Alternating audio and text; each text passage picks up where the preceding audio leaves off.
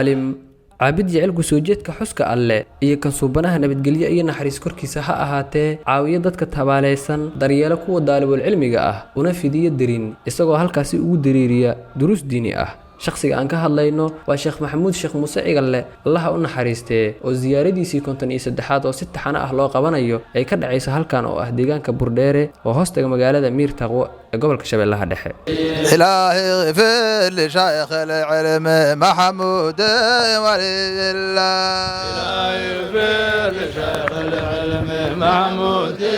walillah وكان وفاته في يوم اثنين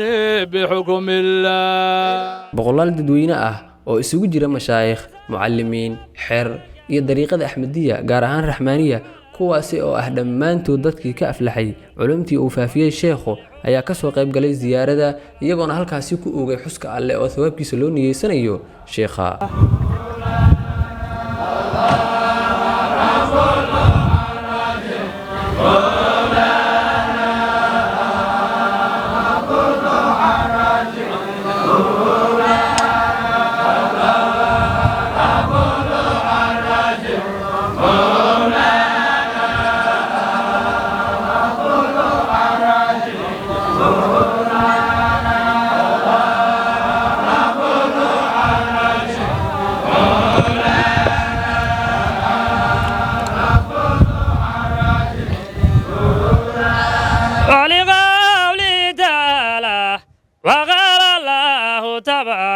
وتعالى إن الإنسان لربي لكنود وإنه على ذلك لشهيد وإنه لحب الخير لشديد فلا يعلم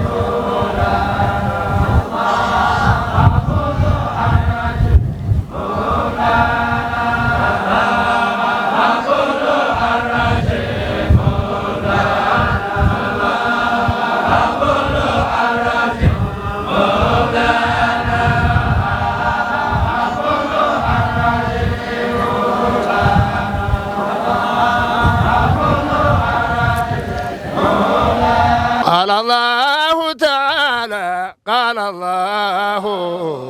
تعالى يا أيها النبي إنا أرسلناك شاهدا ومبشرا ونذيرا يا أيها النبي إنا أرسلناك شاهدا ومبشرا ونذيرا وداعيا إلى الله بإذنه وسراجا وعنه صلى الله عليه وعلى آله وسلم أنه قال من قال لا إله إلا الله محمد رسول الله من قال لا إله إلا الله محمد رسول الله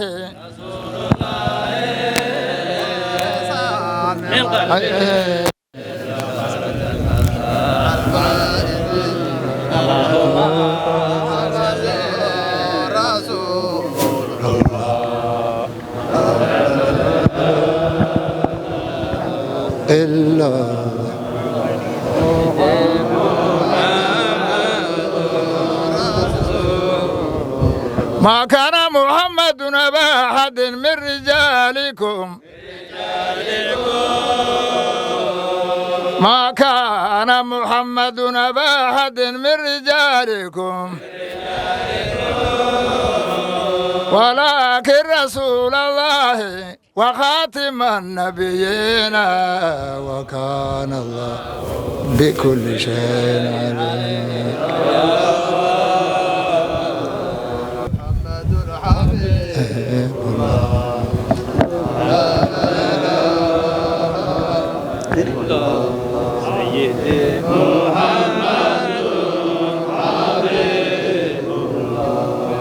la joogtaan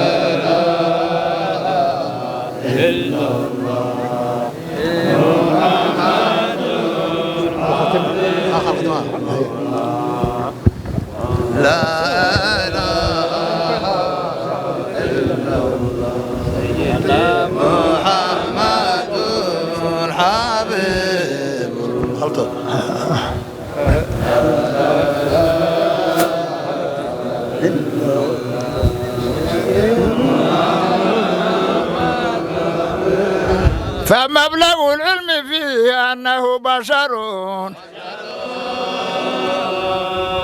فمبلغ العلم فيه أنه بشر وأنه خير خلق الله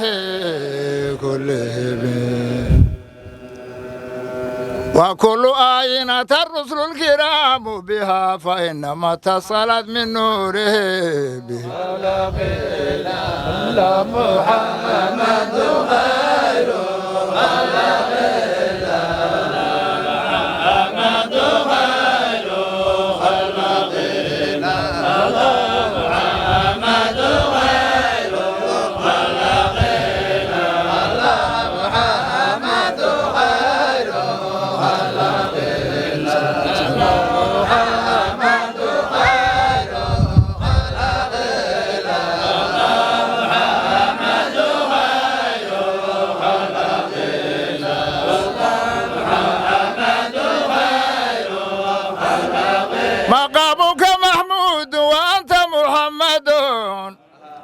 مقامك محمود وأنت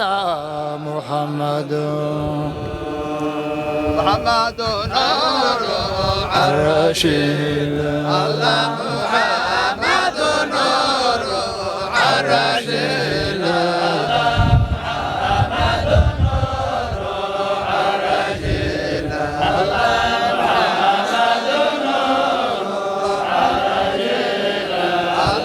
محمد نور الرشيد ugu dambeyn waxaa ka hadlay goobta mashaaqdii ka soo qayb gashay qaarkood iyagoona ku dheeraaday faahfaahinta wanaagii uu lahaa sheekhu wuxuu diinta islaamka ku soo faafshay meel aan biyo laga helin oo bahgeeya oo la yiraahdo cadcadooye oo biyaha looga socdo 9 saacadood oo luga looga socdo intaas dhibaatadaas soo ku dhex jira oo diinta meeshaas ku soo faafinayo wuxuu ku soo xajiyaa meel la yiraahdo jaawiil wuxuu wafaadkiisu ku yimid meesha la yiraahdo burdheer oo qabrigiisu hadda uu ku yaalo wuxuu ahaa sheekh islaamka dhamaantiisu sheekha u adeega gacan u ah muslimka dhaqaaleeya karaameeya qiimeeya oo ahay diintana bara waxay quraanna ugu daro oo sidoo dhan u hayo saasoo nin raxiima u ahay waxaan ilaahay uga baryaynaa marka in ilaahay jannada ugu bashaareeyo sheekhayna Muuse radiyallahu anhu Allah waxa waaye wadiifadiisa waxay yani nashid diin yani diinta inuu faafiyo ay heeday muddo hubin 3 sano oo duwayhay waxa waaye darsi kooxay oo diinta ugu bilaabay